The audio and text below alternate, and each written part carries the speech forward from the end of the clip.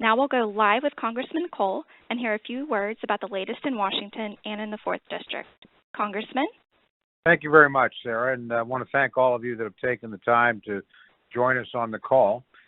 Let me just plunge right in and talk to you about what's been honestly a very active opening 4 months in Washington, D.C. Opening in terms of the new congressional session, obviously new administration with the election of President Biden and Vice President Kamala Harris. So probably the most noticeable thing to me when the new administration came in was the sheer number of executive orders and executive actions that were taken by the new administration. Some of these were not particularly controversial, and frankly, things I supported.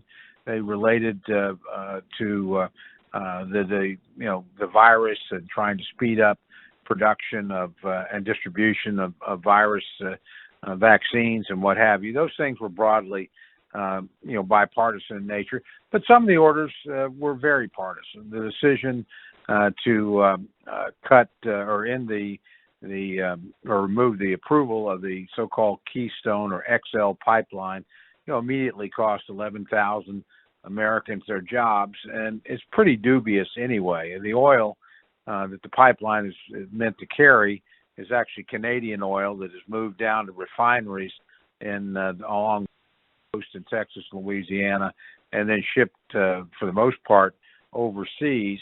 That oil is still coming, but it's coming by train and by not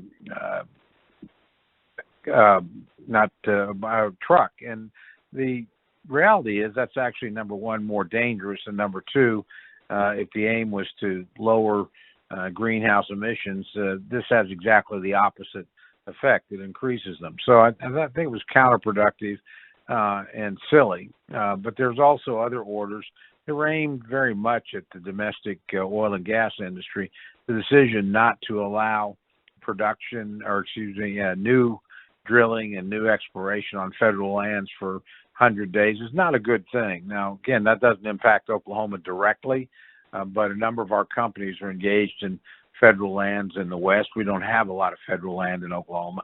So it's a big thing, and long term, it threatens the energy independence of the United States. The federal government controls more than a fifth of the land inside the United States, including some of the most mineral and oil and gas rich territories that we have. So anytime you stop production, you, number one, limit revenue to the federal treasury, but you also run the risk of increasing our dependence on foreign oil, something that we worked hard for 30, 40 years to get rid of, and something we did succeed in getting rid of, but now run the risk of that trend reversing.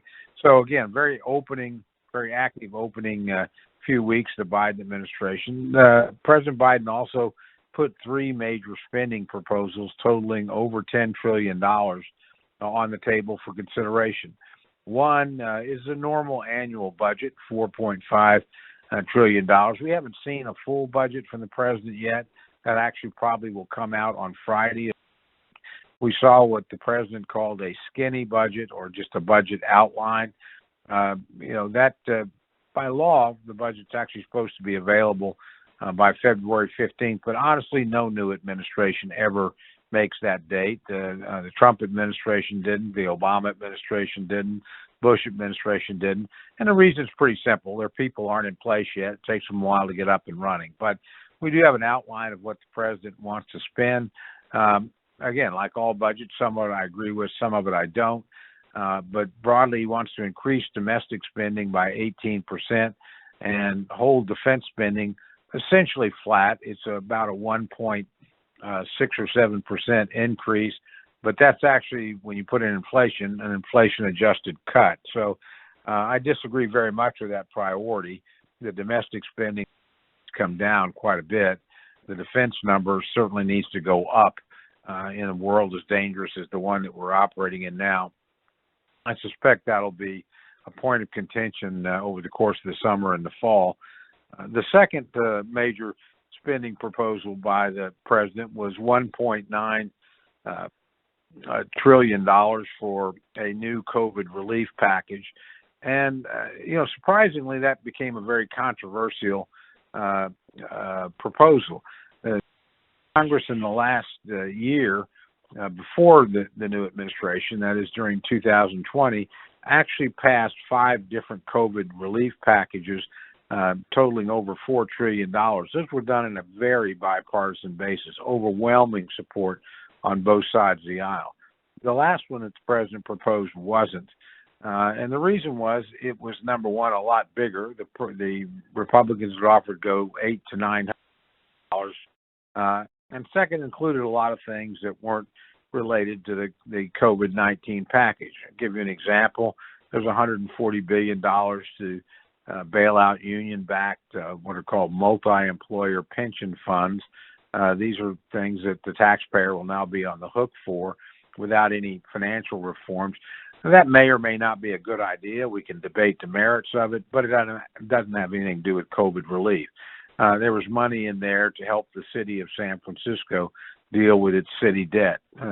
Again, that's not something that has anything to do with COVID-19. So that became an issue that, again, fell largely exclusively on party lines. That is, no Republicans in either the House or the Senate voted for it, even though all of them essentially had voted for previous assistance. So that got through, though. The president signed it into law.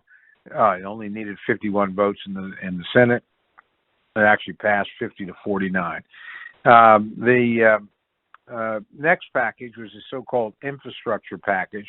That's a $2.3 trillion package.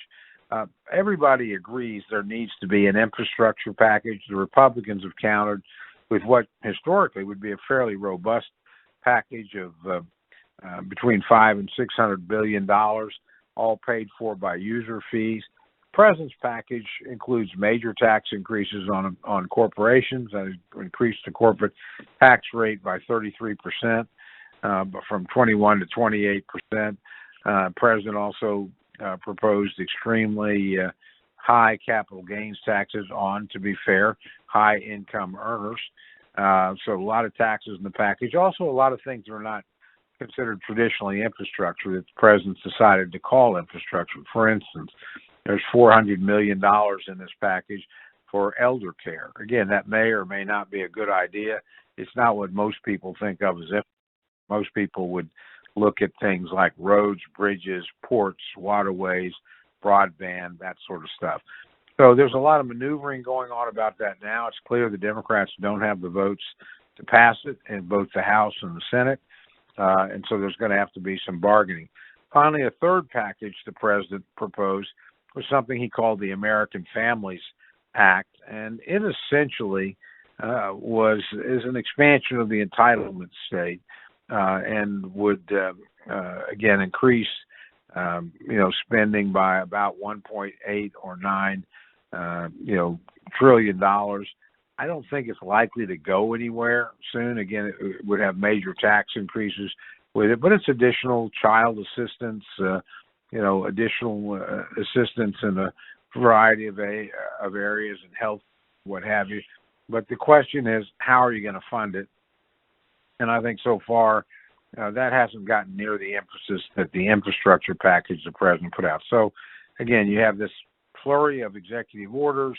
Then you have spending proposals totaling over $10 trillion, one of which has gotten through. That's the COVID relief.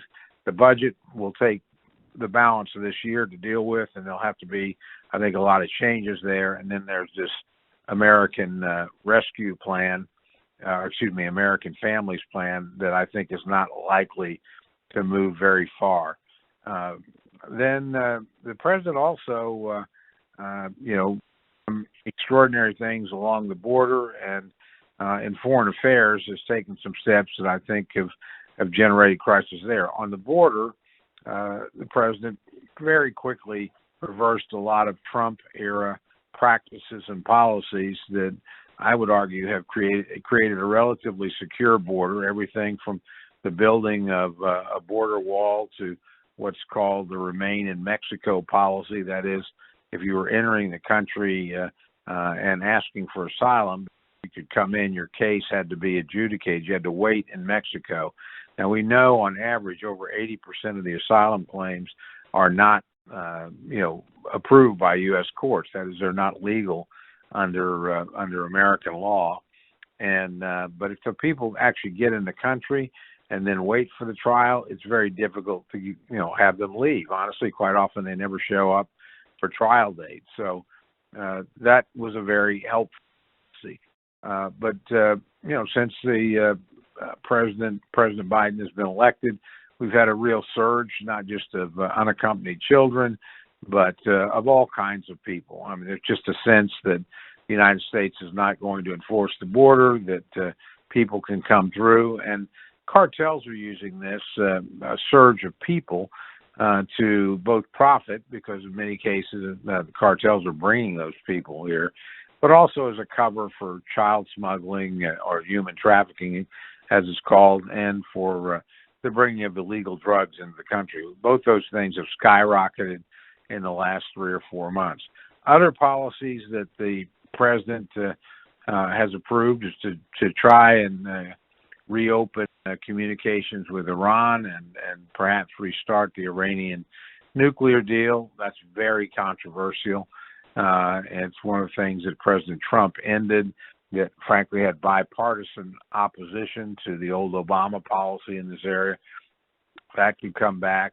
The president has opening discussion with China, which has been pretty aggressive, continuing to frankly push its interest in the South China Sea, which is trying to cut off from being an international waterway. It's turning it into a Chinese lake. And you've seen Chinese incursions in Taiwanese airspace.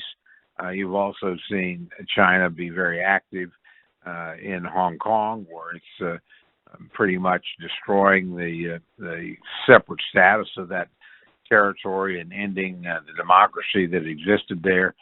We also see the Chinese very aggressive with the minority Muslim Uyghur population in Western China, where there have been forced labor camps and re-education camps set up for over 1 million people. So the Chinese have been very assertive in this period of time, I think probably testing the Biden administration. The Russians have also been very, very assertive in this period of time, and that's, they've massed something like 100 to 150,000 troops on the Ukrainian border and threatened to be more aggressive in those states that are now independent but were part of the old Soviet Union. And the Russians very much would like to crack down in that area. Last thing I'll talk about before we open it up for questions is COVID-19 itself. Here, frankly, I think there's a great American success story that we ought to celebrate. And honestly, I think there's a lot of credit to go around. The disease itself, the virus itself has been brutal. We've lost almost 600,000 Americans in a year to this particular virus. To give you some perspective, that's as many people as died in our bloodiest war, the American Civil War, in 4 years. More people than we lost in World War II to all conditions, combat, non-combat related. So this has really been a deadly disease. And we all understand the economic dislocation it caused as well. Having said that, it's pretty extraordinary that the United States was able to develop multiple vaccines in less than a year. To give you an idea how unusual that is, the world's record for a vaccine for a major disease, mumps, was 4 years.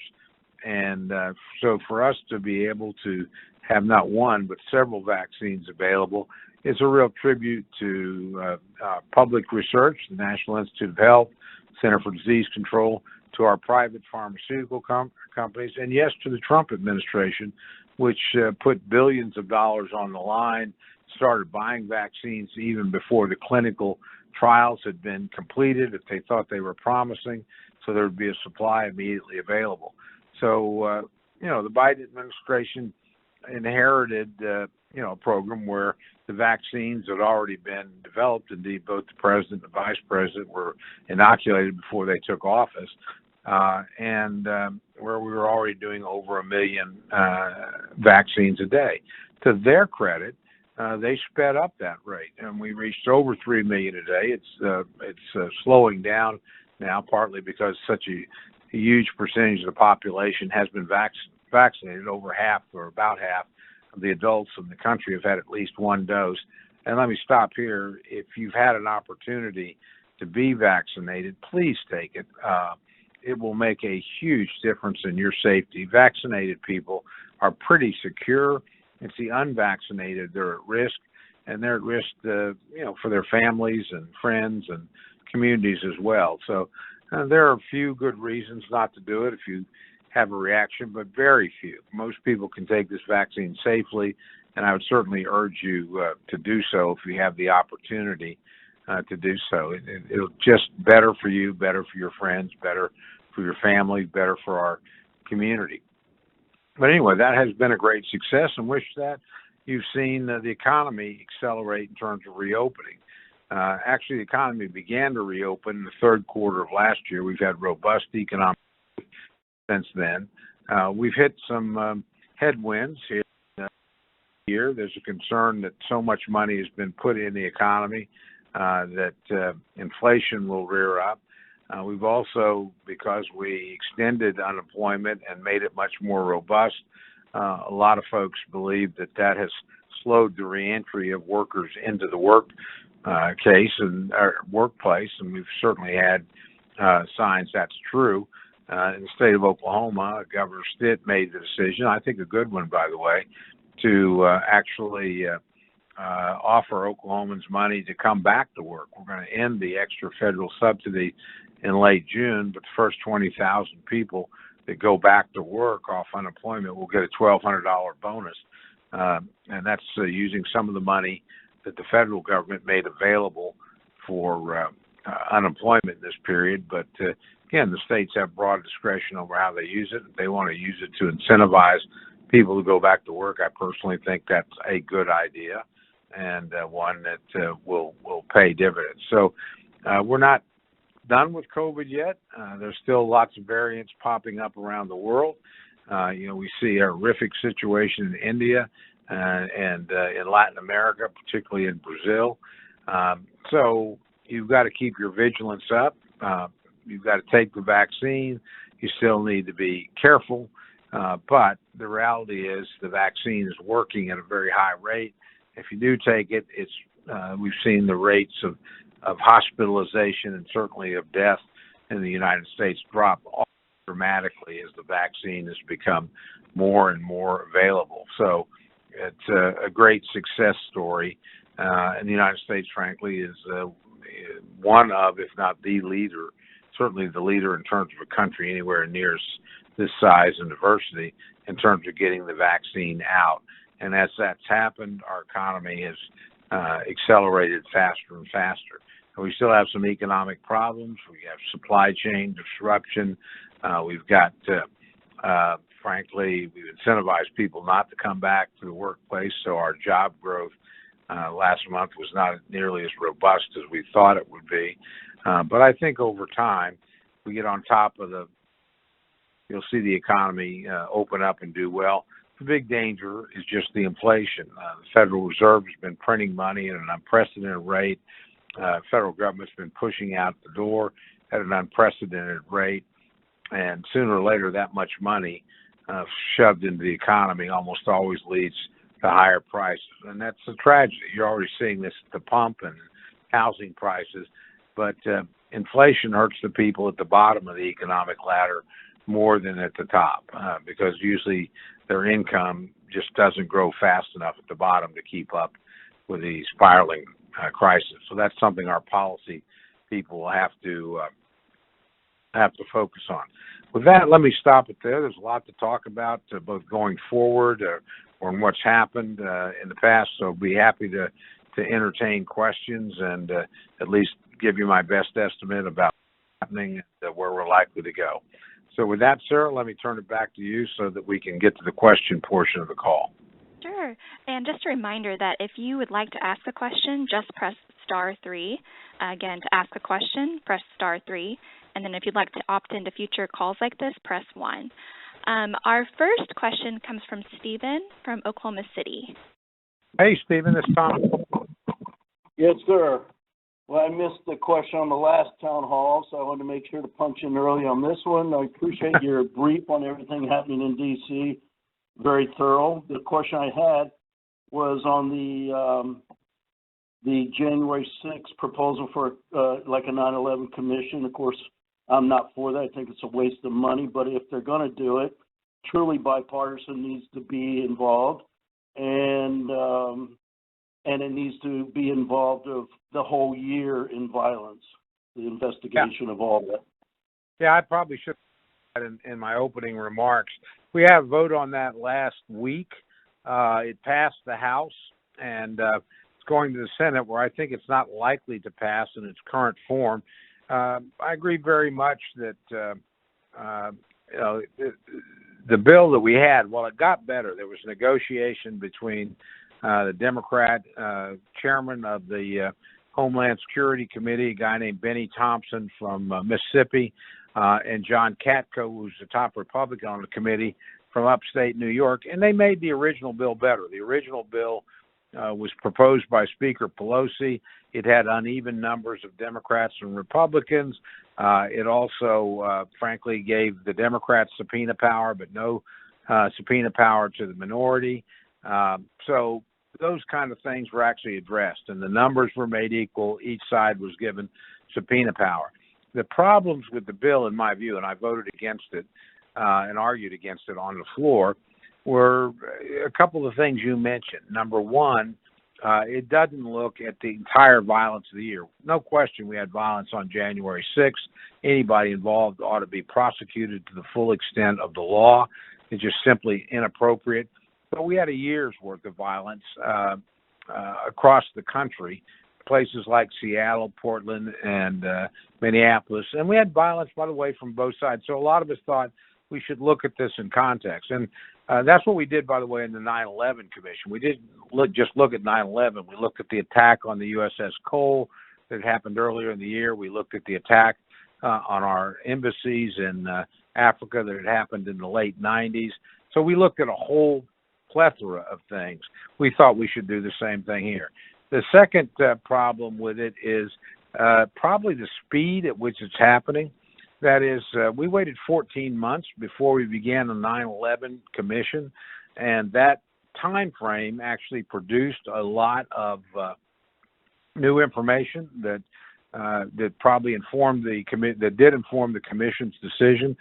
This would right now we have 450 odd cases of people involved in the riots that are being prosecuted.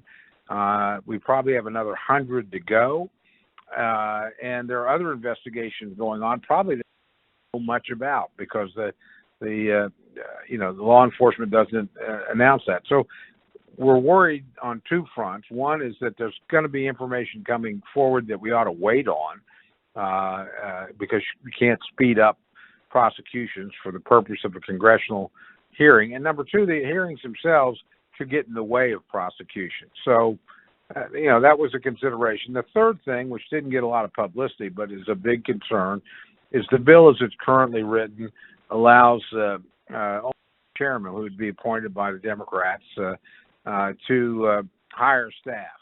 And the minority can make recommendations or suggestions, but they don't have any hiring authority. That's not the way it's normally done in Washington, D.C. There's usually both a majority and a minority staff, so there's more balance there. So, but to be fair, again, the bill got better. 35 Republicans voted for it. It passed the House. But in the Senate, it's going to need 60 votes. The filibuster still exists there. Senator McConnell's made it clear he does not support it.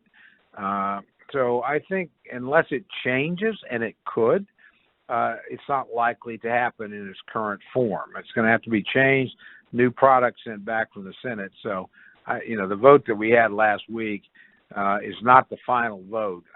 Unless, if it is the final vote, it's not likely to pass the Senate. again, it's a matter of a lot of contention and controversy, but not likely to happen unless there are major reforms in the bill beyond what's already occurred. All right. Well, we'll go on to our next question. And our next question comes from Michael from Duncan. Hey, Michael, this is Tom Cole. How are you? I'm fine, Tom. My question is on the Hate Act that just passed. You voted against it along with other 62 Republicans, and it essentially is against the Asians or deals with the Asian hate. Can you tell me why you did that? I actually made a mistake on the vote, and the congressional record reflects this. I meant to vote for it, so this is one of those ones I actually was having business off the floor, came in, hit the wrong button, got back to the office, couldn't make it back in time to change the vote, but then you can submit a statement. So I actually voted, or would have voted, and the congressional reflects in favor of it. I just, frankly, there were a lot of votes that day, and when you're coming on and off the floor, you can't stay on the floor for a full vote anymore. I made a mistake, so I'm sorry. So I, again, was in favor of the legislation. I will tell you the biggest challenge with the legislation is some of the assumptions that it makes. Look, nobody is for violence against any minority, ethnic, racial, you name it. The legislation made some assumptions about the violence that occurred in Atlanta. You'll remember this a few weeks ago. We had a case where a deranged and sick individual killed 8 people. 6 of them were Asian women at massage parlors that evidently were fronts for prostitution in places that he had visited. He himself said this didn't have anything to do with hate of Asians, but he had a sexual addiction and he was killing prostitutes. I'm sorry to be that blunt on the air, but that was it. So again, there's some debate over that, but look, to me, you have an opportunity to express opposition to this kind of stuff, unless it's obviously political and what have you, then you do it. And I meant to do it, but I hit the wrong button, didn't catch it in time to get back to the floor and to get my vote reversed. So hope that answers your question. All right. The next question comes from Dennis from Wynnewood. Hey, Dennis, this is Tom Cole. How are you? I'm good, Congressman Cole. Thank you for all your hard work up there. We so much appreciate it. Thank you. My question is, could you explain a little bit more about the McGirt decision compromise that you've introduced and where we're standing on it and where we're moving forward on it, please? I will. For those of you, and I doubt there's very many of you that don't know what the McGirt decision is. The McGirt decision was a Supreme Court decision last year, and it said that Congress never abolished the formal, in terms of criminal jurisdiction, the formal reservations for the Creek Nation, and since been interpreted in Oklahoma to include the other of the so-called 5 civilized or 5 great tribes, the Chickasaws, Choctaws, Cherokees, and Seminoles. And a couple things before I get into what my legislation does. Remember, it was not the tribes that have brought this original case. It was actually some smart criminal defense lawyers that went back and did their research and said Congress never took away the jurisdiction of Indian tribes in criminal matters when it made Oklahoma a state.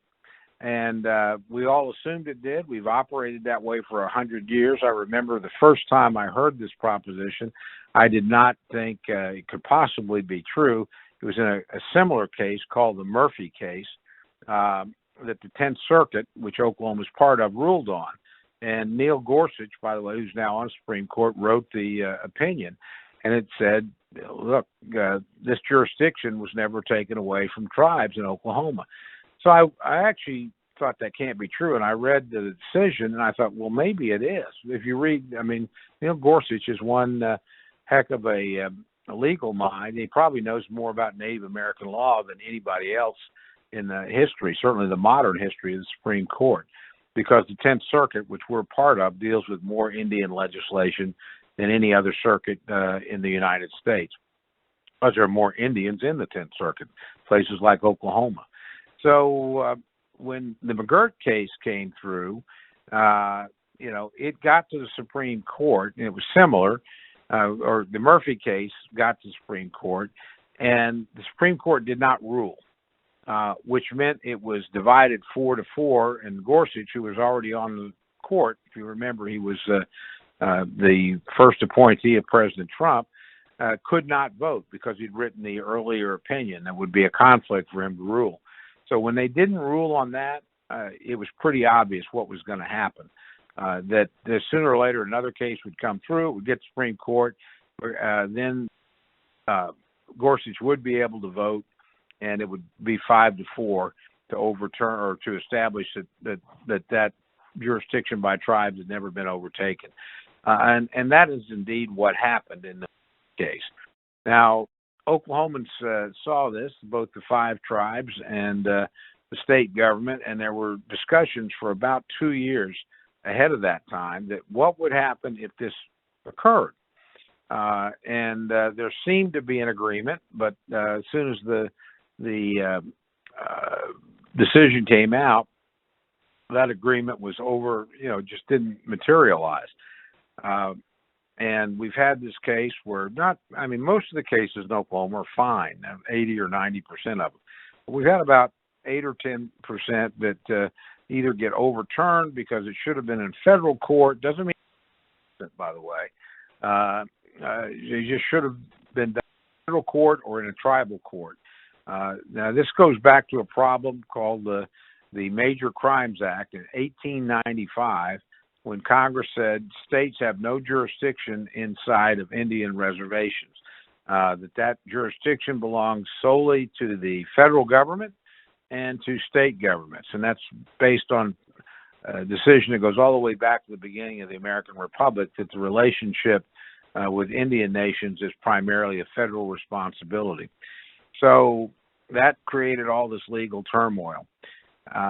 I've had conversations with members of leaders in all 5 tribes, certainly at the state level as well. And I've said repeatedly, if you want to get the federal government to fix this, you have to come to an agreement in Oklahoma.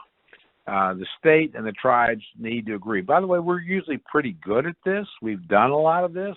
There's a lot of agreements between the tribes and the state and localities in Oklahoma, everything from cross-deputizations to compacts on gaming to compacts on tobacco to fishing and hunting, lots of areas. And again, Oklahomans are historically pretty good. And we need an agreement. Unfortunately, that agreement has not happened. We've been waiting a year, and the parties, for whatever reason, couldn't get together. Finally, 2 of the tribes in question came to me, the Chickasaw, who are, in my district predominantly, in the 4th district, the Cherokees, who are not, but are the largest or now second largest tribe in America. And look, what we want is the ability to compact with the state of Oklahoma, where we can divide criminal jurisdiction between us at an appropriate level. That, in my view, makes a lot of sense. A lot of tribes don't want to be in the law enforcement business heavily. Law enforcement is expensive. It's not fun to do. It doesn't make you any money. It costs you a lot of money. But the other 3 tribes in Oklahoma have a different view, and they think, number one, we don't need federal legislation to allow compacting. We can do it all locally with cross-deputization. And number 2, the federal government has a big obligation to help fund this, which, by the way, it does. And it's called the trust responsibility. The federal government's going to take over law enforcement in Indian land. It needs to pay for it. Police forces, judges, courts, you name it. So we waited, but this disagreement didn't disappear. And there's disagreements between the state and the tribes over exactly what the jurisdiction should be. So finally, with nothing happening up here, I decided I'm going to put a bill out there. I didn't ask my colleagues in the House and the Senate to co-sponsor it. Some support it, some don't. Most want to stay away from it. But we need to have this discussion. So what my bill would do, I took two tribes that had wanted to compact with the state, and included them. I did not include the others because I'm not trying to force them into anything. If we set up a model, hopefully they'll look at it. If they think it makes sense, then they'll agree, and we could include them in additional legislation. So it's drawing a lot of fire right now, to be honest with you, but a lot of support too. So this is one way forward. Next couple of months, we will also offer, probably do this as a delegation, amendments to the appropriations bill to get the federal government to do more to pay for law enforcement in this area, since it now has an obligation to do that. That'll help both the state and the federal governments, or state and the tribal governments. It also means there's enough federal law enforcement to enforce a lot of the laws in Oklahoma, and beefed up U.S. Attorney's operation, beefed up federal law enforcement on the ground. Now, again, I would rather get to a situation where we have that federal presence, but we have tribal and state agreement. We're just not there yet. But I thought, well, I'm going to take what we've got, put something out there, and at least force people to talk about it and focus on it. If somebody's got a better idea, I'll give you an example. We've been in discussions with the governor's office that has some concerns. We said, great, write them up, send them to us. We'll try to address those. I've had a Zoom call meeting with the leaders of the Choctaw, the Seminole, and the Creek nations, and told them, look, I know you don't agree with the legislation. Or actually, they told me that, which I knew. But you want additional money for federal law enforcement? Great. We're going to try and help you, and here's what we're going to do. You help with the appropriate numbers. Now, for those people that think that's a be-all and end-all, I do a lot on Indian legislation, have for my entire congressional career, partly because we have a lot of Indians in Oklahoma, partly because I'm a tribal member and I know a little bit about this stuff. I will tell you, the federal government does a terrible job on law enforcement throughout Indian country, period. And it's underfinanced. Indian reservations have some of the highest crime rates in the United States. So if you think the federal government's all of a sudden going to do a great job on Indian land in Oklahoma, that's at odds with how it's done for over 200 years on Indian land in other parts of America. So, again, that doesn't mean we're not going to ask for and push for the money. Just count me as skeptical that we'll get it soon enough to actually, and in sufficient quantity to fully deal with the problem. My bill just simply lets the states and the tribes decide how to split the jurisdiction, close the loopholes, share the responsibility. We've done that before in Oklahoma. I hope we'll learn to do it again, but I don't want to mislead anybody. This isn't going to come quickly. And again, as long as there's disagreement, broad disagreement in Oklahoma, we're not going to be able to move things up here. Some people in Oklahoma want to, quote, disestablish the reservations. And that's popular with some people. I will tell you, it's never going to pass the United States Congress. There's simply not support to do it. Indian tribes all over America are interested in the McGirt decision because what it says is that treaties mean what they say unless Congress acts to change them. And that's a big deal to Indians. You can't say, well, we haven't enforced this for 100 years, even though it's in a treaty, so it really doesn't matter. McGirt ends that. So you're going to, a lot of members that aren't from Oklahoma, they don't care what our legal problems are, but if they get pressure from their Indian tribes, they're not going to vote for this legislation. And we have a Democratic Senate and House and administration that is very sympathetic to tribal governments. So I'm just telling folks this is going to be a knotty issue, but the key would be if Oklahoma Indian tribes and the Oklahoma state government and Attorney General's office all sat down and came to a common agreement as to what would work, then the delegation would support that, and we would have a chance of getting that through. But if we keep having this division in Oklahoma between tribes individually and then between tribes and the state, it's going to be a long time before the federal government gets anything done because, again, these issues are complex and they're hard and they don't mean a lot to you if you live in New York or Texas or California, unless you happen to be Native American, in which case they may mean a great deal to you. But it's hard to educate and create a consensus in Washington if there's not unity in Oklahoma as to what the law should be. All right, well, we'll go ahead and move on to our next question. And just a reminder that if you would like to ask a question, just press *3 on your telephone. To ask a question, press *3. And if you would like to opt into future calls like this, just press 1 now. Our next question comes from Derek from Duncan.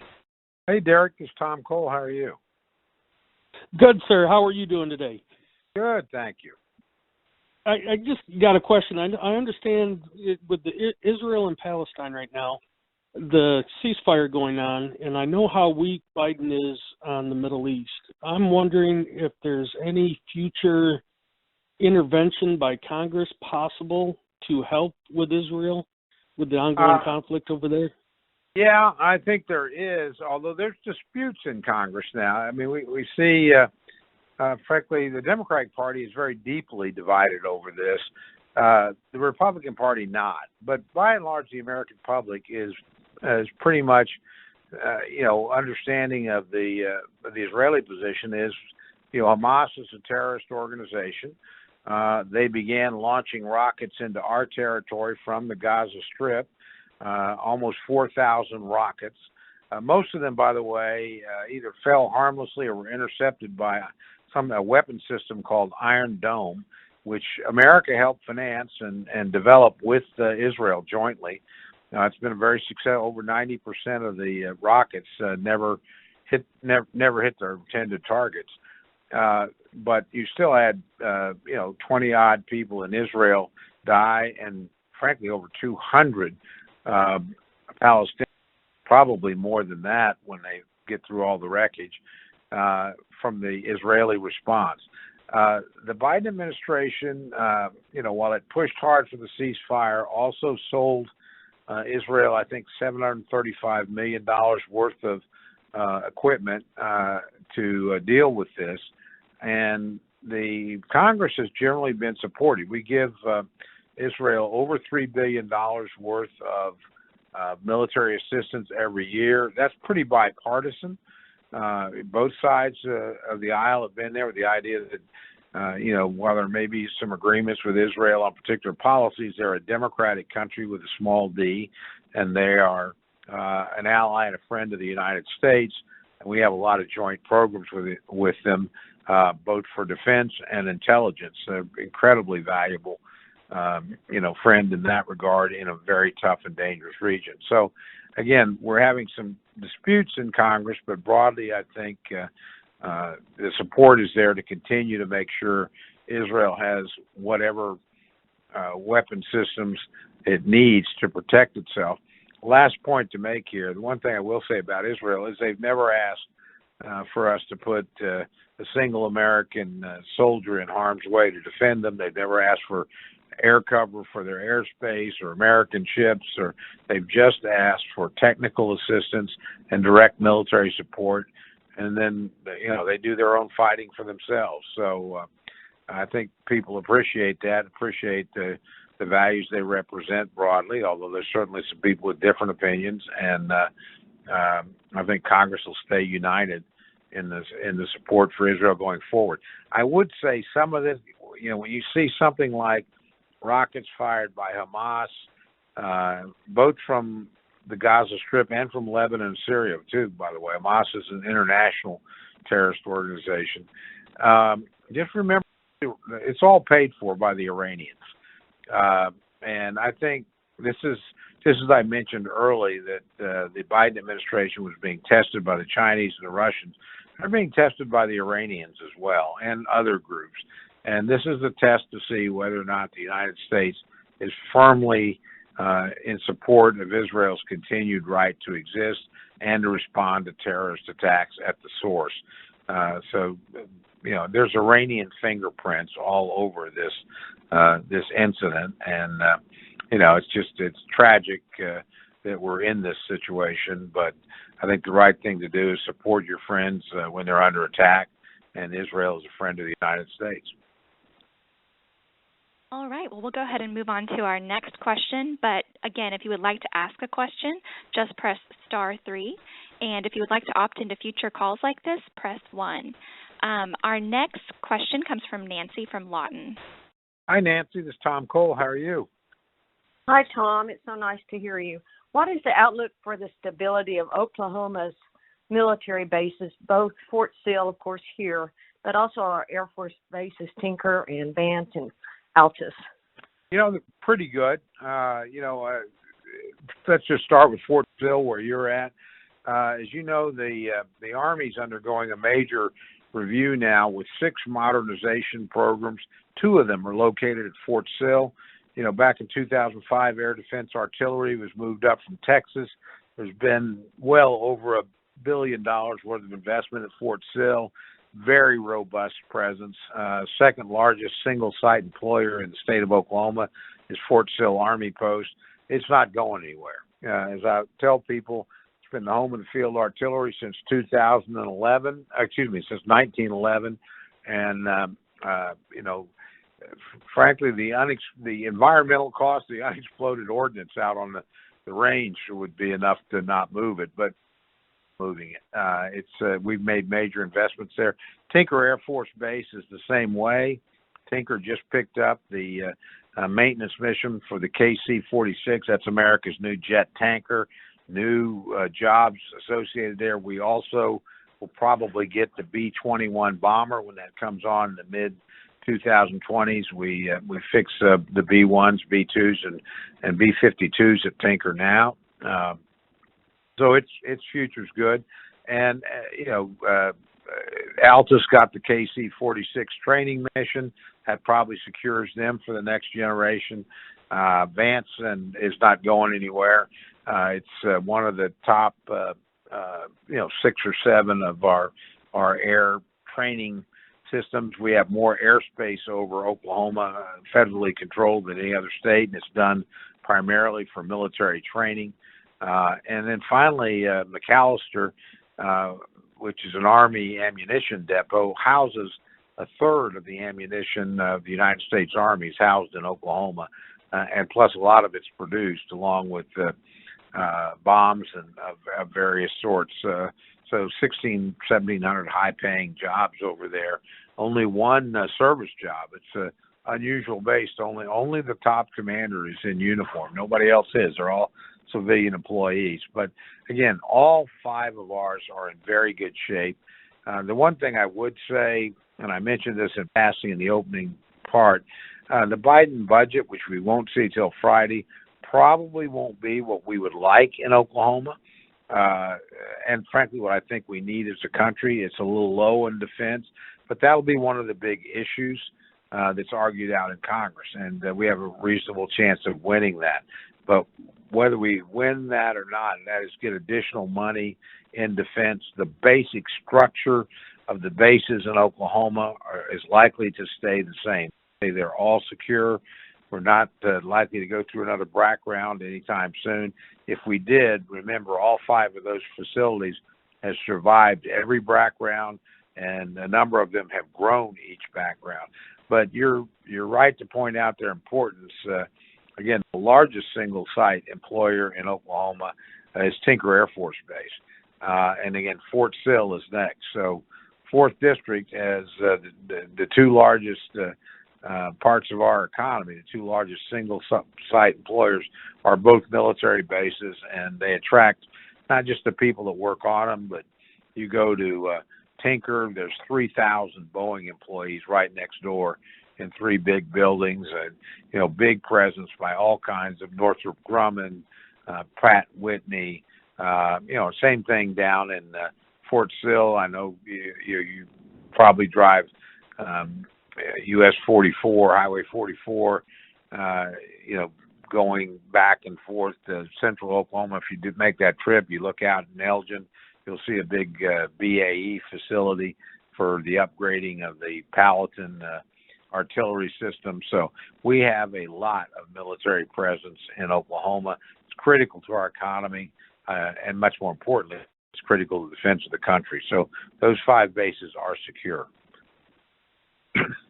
All right. We'll go ahead and move on to our next question. We probably have enough time for a couple more questions on the call. If you would like to opt into future telephone town halls like this, press 1. And our next question comes from Anita from Norman. Hey, Anita, this is Tom Cole. How are you?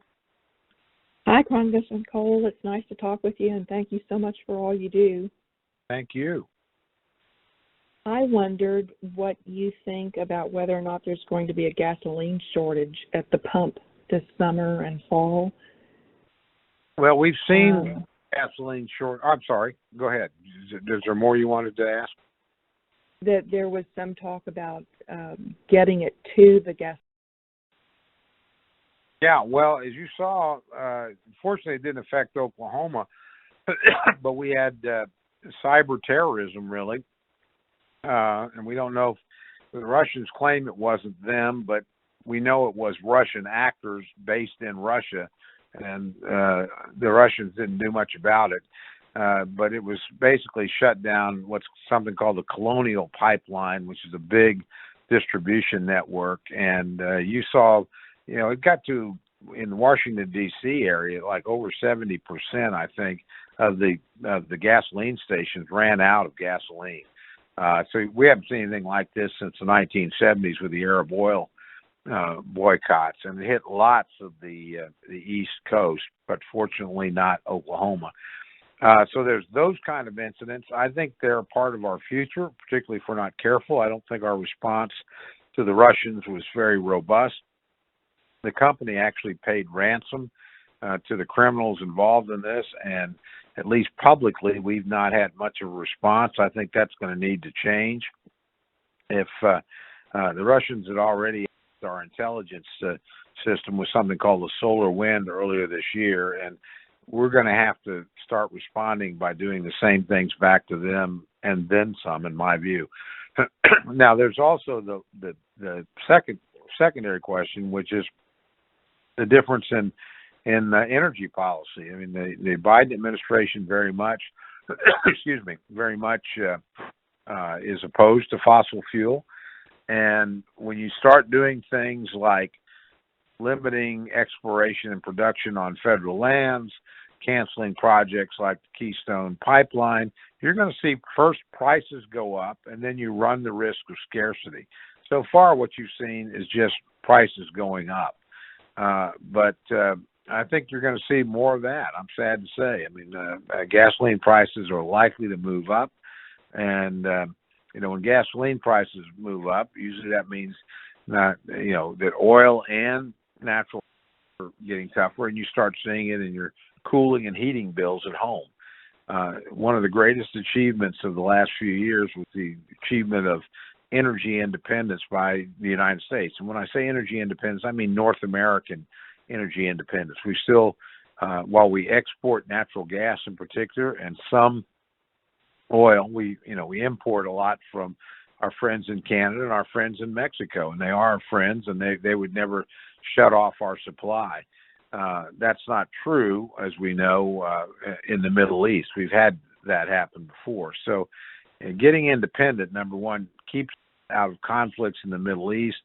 It also gives us enormous strategic leverage in the world. And finally, it keeps prices at a reasonable level for the average American that's a consumer. So count me as very skeptical and very opposed to some of the Biden administration policies that I think are going to push up and already are pushing up the price of gasoline, the price of utilities, and over time will make America once again dependent on foreign sources of energy. We should never let that happen again. Having fought so hard to get our energy independence back, we shouldn't allow it to slip away from us. If we do, we'll risk our national security and our economy, and frankly, we'll make the life of every individual American worse, not better. All right. I think we have time for one final question, but if you would like to opt in to future telephone town halls, just press 1 now. Our next question comes from Wayne from Lawton. Hey, Wayne, this is Tom Cole. How are you? I'm doing great. How are you, Congressman Cole? Thank you for taking. Oh, I appreciate you. I was calling you last year we had an opportunity to talk about the benefits of telemedicine to our patients here in your district.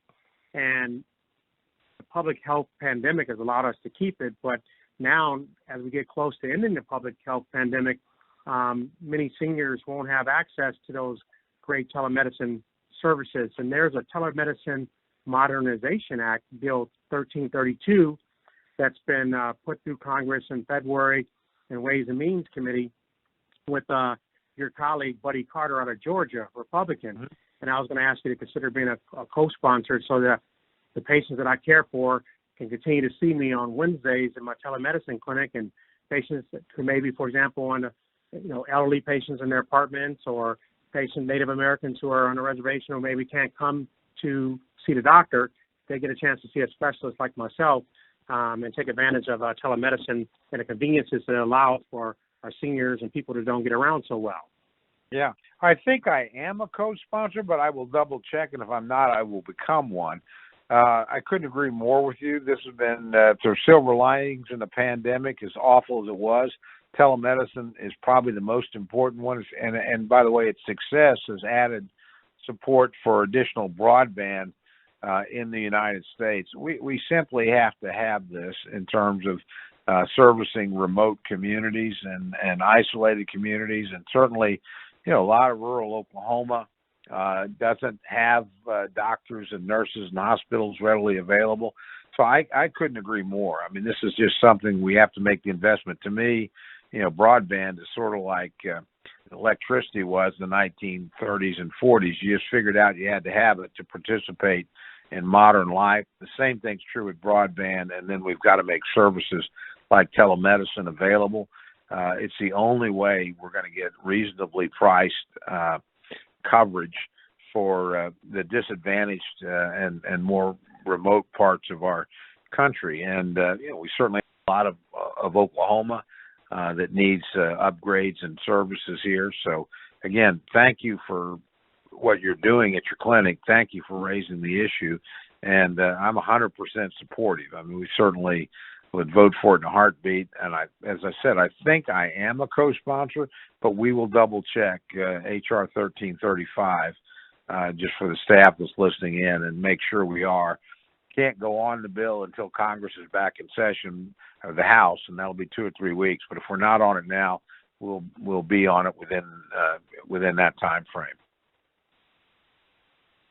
All right. Well, I think we're all out of time. So, sir, if you'd like to provide some final remarks.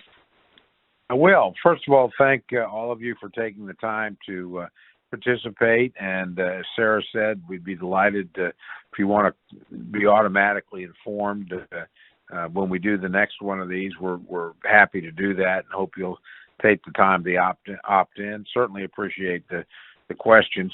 I think this is going to be a pretty challenging few months.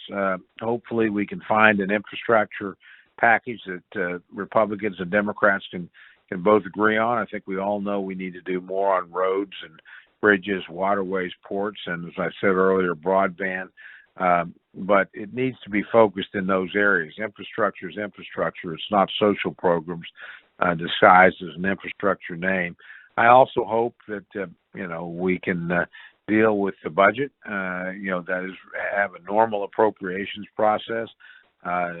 Certainly places like Fort Sill, Tinker Air Force Base, the FAA Center in Oklahoma City, which is just outside my district, but a lot of people that work there are in the district, and the Weather Center in Norman, Kerr Water Labs in Ada, Indian Hospital in Lawton. All those things depend on the federal government appropriations moving smoothly. They employ a lot of people and, frankly, do a lot of important work for the country. So we'll be working on that, trying to get the appropriate mix, but also trying to make sure the government does not shut down, that we do not inconvenience the American people. We were able to do that last year, even in a tough election year. Hopefully we can do that working together across partisan lines, whatever our disagreements happen to be this year. Finally, let me just end with COVID. Good news is, my gosh, vaccines are available.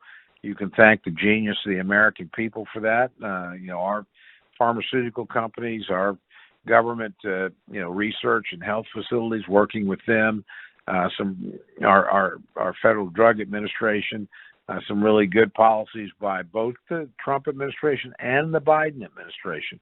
Trump administration got the vaccines done and distribution started. The Biden administration expanded and accelerated that. Those are good things. They're helping the economy. They're saving lives. They're putting us in a position to help other people overseas after we take care of ourselves. So please, if you can, take advantage of the vaccine that's available. It's very important that you do it. Oklahoma was one of the leaders initially, thanks to the great effort of our tribal nations, as well as a great job by our state public health employees. But we've lagged a little bit lately. Please don't take the foot off the accelerator. It's extremely important that we do this and we stay on top of it. The biosphere is a pretty dangerous place, and it can develop new variants. Our friends in India and Brazil are going through that right now. So the quicker people get vaccinated, the less chance there is for that to happen, and the more chance there is for us to stay on top of this, and for you and your family and your friends and your colleagues to all be safe. So please, please, please do that. And with that, again, thanks for taking the time. We look forward to working with you and for you, and it's very much a privilege for me to have that opportunity. So thank you for letting me work for the people of the 4th District of Oklahoma. It's a great privilege.